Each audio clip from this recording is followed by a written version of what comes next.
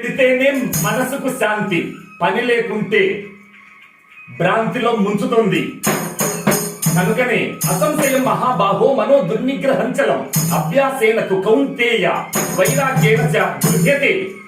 అభ్యాసం నిత్యం ఉంటేనే మిత్రమా, మనసు మనోరోగానికి మందు లేదు. ఏది భౌతికమైన డాక్టర్లు ఇచ్చే మందు మనోరోగానికి పనిచేయదు, అది దేహానికే.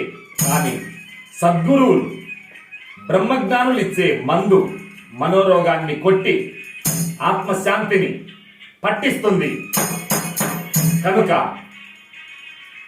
కుక్క విశ్వాసానికి గుర్తు, గాడిద సహనానికి గుర్తు. ప్రతి జంతువులో కూడా ఒక అద్భుతమైన మంచి గుణం ఉంది. అలాగే ప్రతి మనిషిలో ఒక మహోత్తమమైన సద్గుణం ఉంది.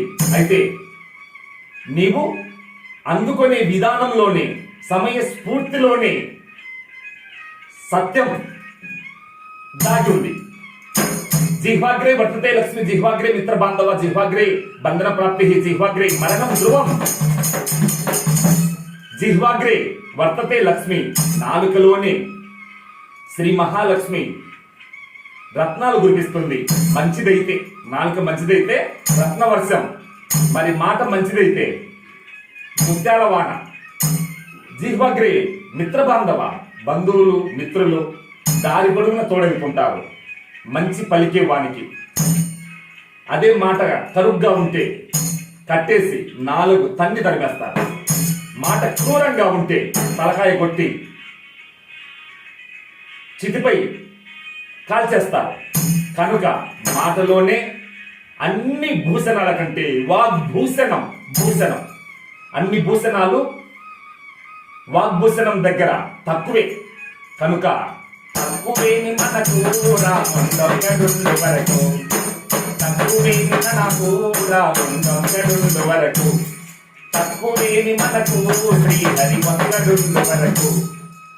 కనుక అభిషేక ప్రియ హరుడు, అలంకార ప్రియ హరి, హరిహరులు శివకేశవులు, రంగడు లింగడు, ఎన్నో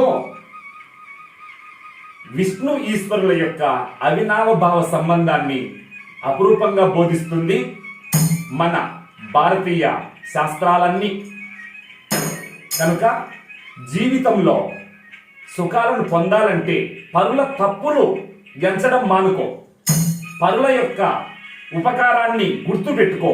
అదే సంతోషానికి ఉత్తమ మార్గం. జై భారత్.